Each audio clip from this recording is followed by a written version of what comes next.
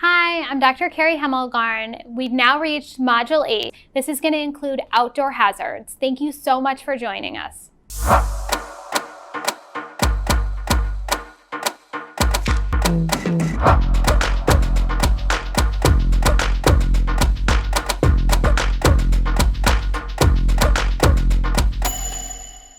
So one of the outdoor hazards that we can see in pets is ethylene glycol or antifreeze toxicity.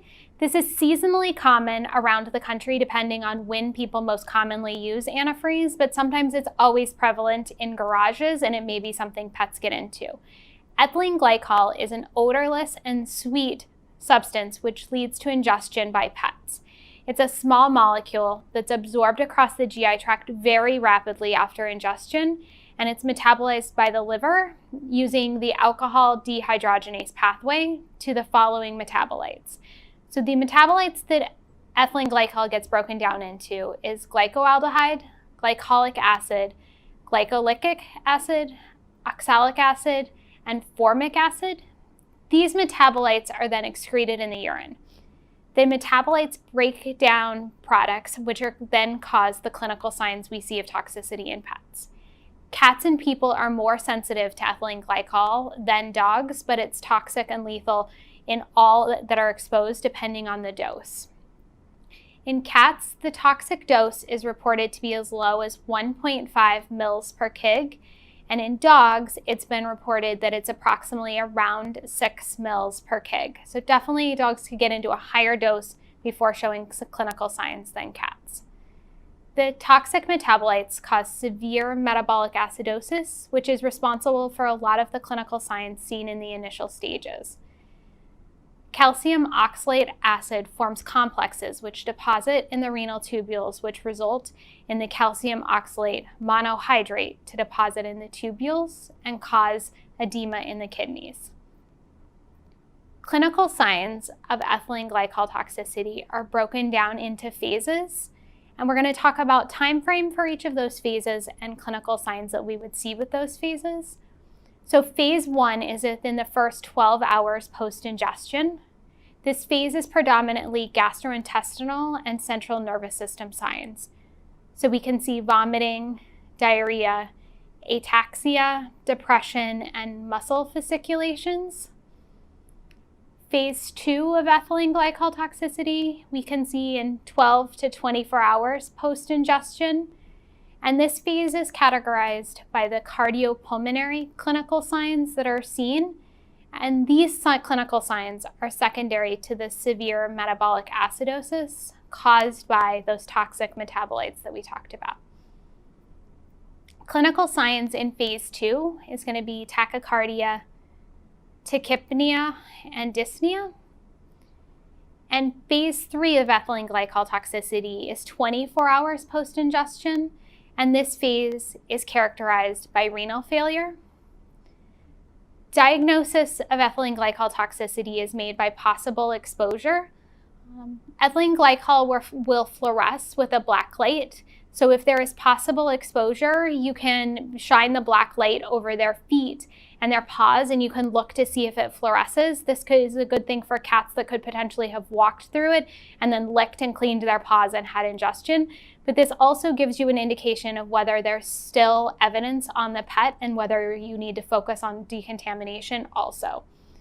Laboratory changes that can help in the diagnosis and possible exposure of ethylene glycol is that there are benchtop in-clinic tests that can detect ethylene glycol, but those levels have to be greater than 50 milligrams per deciliter in pets, and that's often above the toxic dose that we can see in cats. So cats may show up negative on these desktop tests, but still have ingested enough to show severe clinical signs. So if you have a cat that has possible exposure that doesn't test positive, but has other reasons to believe it could have gotten into, we still should treat them as they are potentially been exposed to that. Other key changes on blood work that can be shown with ethylene glycol toxicity can be a metabolic acidosis. This is usually very profound. It's not usually tiny and you're questioning whether it is or not. They usually do have a very severe metabolic acidosis, and this can be seen within an hour of ingestion. You can see an elevated serum osmolality, and this can be seen very early also after ingestion. You can see isocinuria, or a urine-specific gravity, of 1008 to 1012, which this can be seen within 3 hours of ingestion, and cats, as we all know, may not follow these rules, so this may not be something that's consistently seen in cats. Calcium oxalate crystalluria can be seen as early as 3 hours post-ingestion in cats and 6 hours post-ingestion in dogs, so it's important to know what our timeframes are for things that we would see. Azotemia, this is noted later in ingestion. It can be seen as early as 12 hours in cats and 24 to 48 hours after ingestion in dogs. We can also see some evidence of pre-renal azotemia secondary to dehydration from the vomiting and the diarrhea in cases that can exacerbate and worsen their azotemia. We can see hyperphosphatemia, hyperkalemia, depending on how we are in renal function at that point. And we can see hypocalcemia, and this is secondary to calcium oxalate crystal formation in the kidneys. For treatment of ethylene glycol, the earlier the presentation and diagnosis, the better prognosis and the better chance we have to try to get these pets through this. Emesis and activated charcoal have limited value due to the fact that it's rapidly absorbed in their system. If there's a known and a confirmed ingestion, the best recommendation is immediate referral to a hospital that has hemodialysis, even if renal failure is not noted. If hemodialysis is not an option based off of location, financial implications, then treatment is aimed at reducing the breakdown of ethylene glycol to those toxic metabolites. So if you can slow that metabolism down and slow the accumulation of those metabolites, we can try to minimize the clinical signs. So fomepizole or antizole can be used in treatment of ethylene glycol toxicity because it's a competitive alcohol dehydrogenase inhibitor. The other option is treating them with ethanol, and ethanol has a higher affinity for alcohol dehydrogenase than ethylene glycol, but those are two main options that you can use. They will preferentially bind and metabolize ethanol compared to ethylene glycol. So in that case, the body will bind that ethanol and try to break down the ethanol, but not bind the ethylene glycol. And therefore, the ethylene glycol can be metabolized through the body without breaking it down to those metabolic side effects. Treatment also involves IV fluids, gastroprotectants, antiemetics, and serial monitoring of blood work. We want to see if the electrolytes are worsening. We want to see an improvement to that severe metabolic acidosis. And if renal failure is already present, the treatment prognosis is very poor, and unfortunately, a lot of times they will pass away from this. So herbicides are another household outdoor toxin that our pets can get into. So herbicides help to combat plants and that are unwanted outside and tend to have a very low toxicity in pets. Herbicides that have been applied to plants outside are not toxic to pets. The most common reason herbicide toxicity is noted in small animals is if they're exposed to large quantities of poorly stored containers. So that's a big container of an herbicide that's in the garage that pets get into and either drink or it spills, and then they get it on their feet and paws and lick it and ingest it. So clinical signs usually are very acute GI signs such as vomiting, diarrhea, lethargy, hypersalivation. And chronic exposure and toxicity is something we see more commonly in large animals, and that's because they're chronically being exposed to those herbicides in the area that they're living. Treatment is supportive for clinical signs, ideally if known ingestion and know how much of that product was ingested. It's something that you could contact poison control to further discuss if further treatments or considerations should be used. But commonly, people will come in and say their pets were outside on their yard where recently they had landscapers put down herbicides. Those tend to be relatively benign for our pets, and it's really if they get into a large volume. So another outdoor hazard that pets can get into is compost. Compost is an outdoor household toxin. Unfortunately, compost can have multiple levels of toxicity. So compost can contain toxic human food, such as grapes or raisins, which we talked about earlier, which can cause renal failure, garlic, onions, which can cause hemolytic anemia, chocolate, coffee, and many others that are all in those compost post piles. It can also contain toxic plants, which we talked about earlier. Also, when food is composting, mold can form, and therefore it can develop tremorgenic mycotoxins in that compost. So history of compost ingestion is very helpful in the diagnosis of this in our pets. Treatment is symptomatic based off of clinical signs, and that if tremors are noted, methocarbamol is the first-line treatment, otherwise supportive care based off of their signs they're showing. So interesting, a new toxicity that has come around frequently is cocoa bean mulch. So that's basically mulch that goes in outdoor beds that's made from the discarded hulls or shells of cocoa beans. It's very popular outside, and it's a newer landscaping item, so therefore pets now are getting into it. So when outside and in the sun, it can smell like chocolate, and that's what's appealing for dogs to eat that mulch. When they're processing the mulch, most of the methylxanthines is removed by theobromide but the theobromide and caffeine are still present. So clinical signs are the same as what you would expect with chocolate toxicity, which is going to be vomiting, diarrhea, hyperexcitability, tachycardia, tremors, and in large doses, seizures. So decontamination is recommended if ingestion was recent, and then to follow up with activated charcoal as long as that can be safely administered. The treatment would be IV fluids, antiemetics, beta blockers if the tachycardia is profound and not responding to fluid therapy. Sometimes sedation with acepromazine may be needed based on the hyperexcitability. And frequent walks are recommended because the toxic compounds can be reabsorbed in the bladder. So if you walk them frequently and let them urinate frequently, they're less likely to reabsorb those toxic compounds. The prognosis is good with treatment, and so we just want to be proactive and know that that's something that could happen. And if they come in with a possibility and show signs of chocolate toxicity, maybe they got into cocoa bean mulch. Another outdoor hazard is mushroom toxicity. So mushroom toxicity in small animals is most commonly a dog-only toxicity. It's rare that cats would be outside foraging the backyard and randomly eating mushrooms, whereas a dog, this is something that dogs do commonly. So mushrooms can be hard to identify, and often pet owners don't have an idea of what mushrooms could be in their yard or which particular mushroom their pet ingested. So we're going to talk about the different types of mushroom toxicity and the main categories that they fall into. So hepatotoxic mushrooms, these are the most common mushrooms that fall into what dogs get into. And in this category are the Amantia mushrooms, with common names being death cap or death angel. The neurotoxic mushrooms or hallucinogenic mushrooms.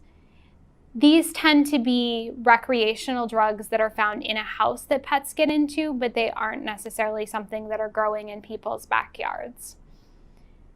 Gastrointestinal mushrooms, this is the largest group of mushrooms and commonly will only cause very mild GI signs if they are ingested. Sometimes muscarinic mushrooms fall into this category, which can cause significant vomiting and diarrhea as opposed to the mild signs we see with other types of GI. But they also can show SLUD signs, the same as what we talked about with organophosphates. So again, SLUD acronym is standing for salivation, lacrimation, or increased tear production, excessive urination, excessive diarrhea, dyspnea, and emesis. So those are things that muscarinic mushrooms can cause. Nephrotoxic mushrooms. So that's going to be our Coryntyrus species of mushrooms that fall into this category. There's been human cases of nephrotoxicity with this type of mushroom, but there's been no documented dog or cat cases that have fallen into renal failure secondary to this.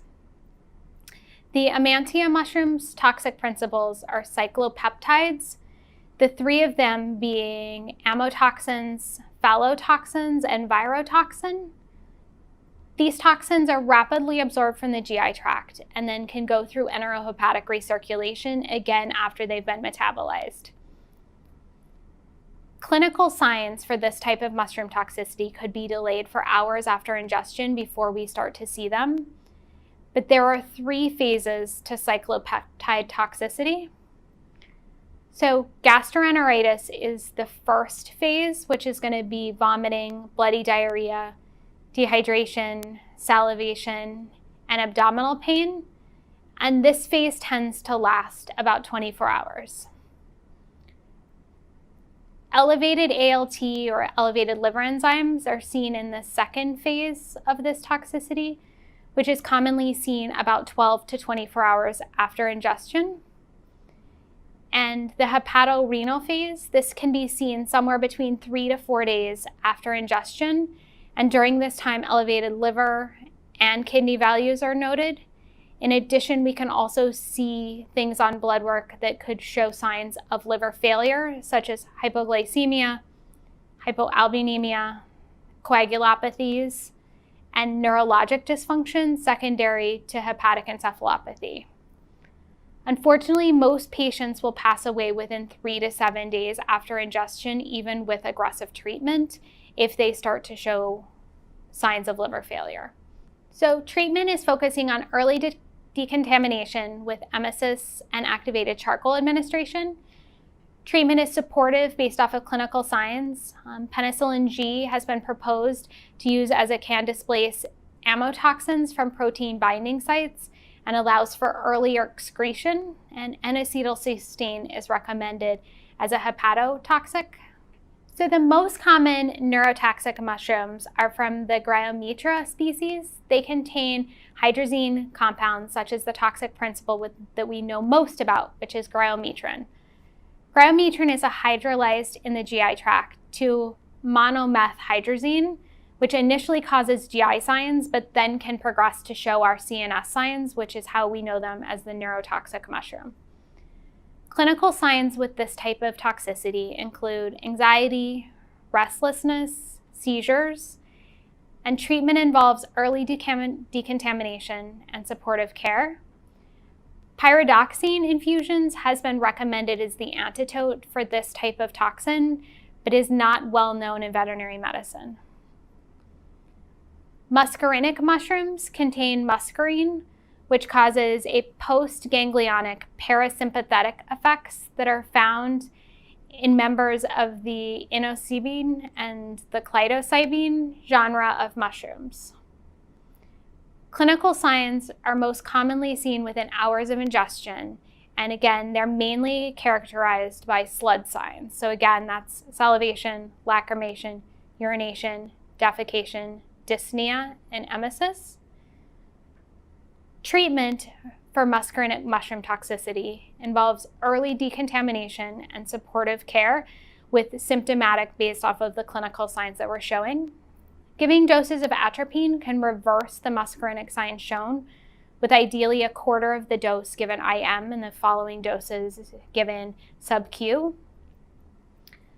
Hallucinogenic mushrooms have LSD properties secondary to two main toxins, and that's going to be the psilocybin and the psilocybin. The common clinical signs when we see them get into hallucinogenic mushrooms are going to be hyperexcitability, aggression, sometimes they can be somnolent, disorientation, weakness, hyperesthesia, seizures, hyperthermia are all clinical signs we can see with that. Again, a lot of times we would know that there's exposure based off the possibility of this being in a household. Treatment involves decontamination if early on in the process and not showing neurologic signs, and symptomatic supportive care based off of what clinical signs they're showing. And in some cases, sedatives may need to be used to prevent the patients from harming themselves.